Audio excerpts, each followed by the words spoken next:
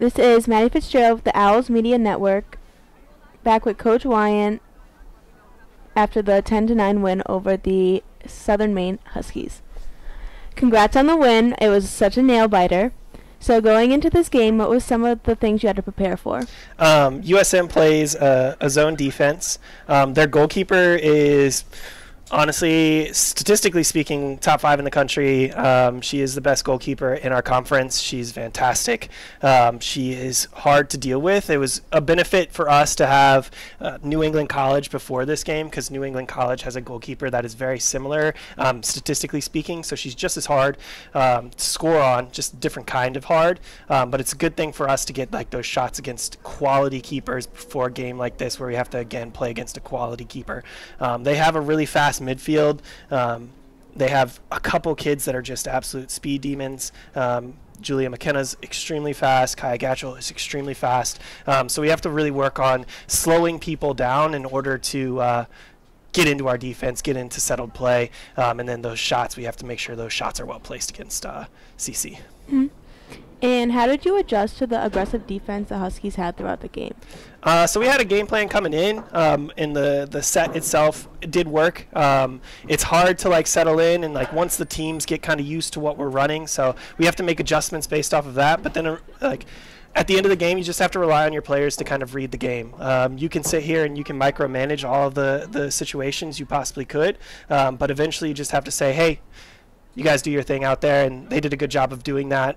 And eventually at the end, we just kind of wasted clock. I know we didn't get the shots we necessarily would have wanted at the end of the game, but what you do is you take a ton of time off the clock. You let your midfielders rest, because the most important thing was playing defense on the back end during those last 3 minutes. Mm-hmm. And how did you draw the play for the final goal?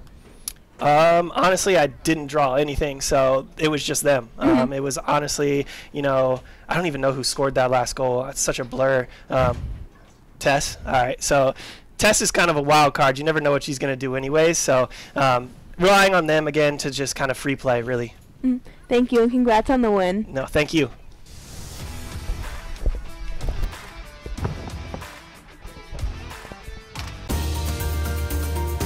I believe sportsmanship is a mutual admiration and respect for your fellow competitors.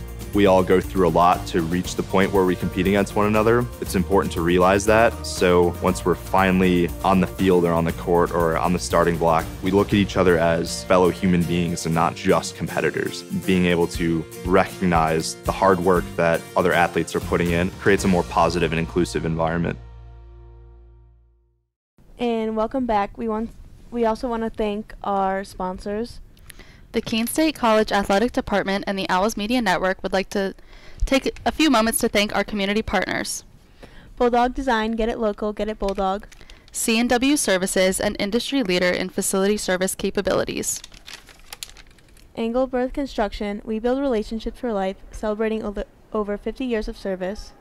The offices of Eli Thayer at Edward Jones.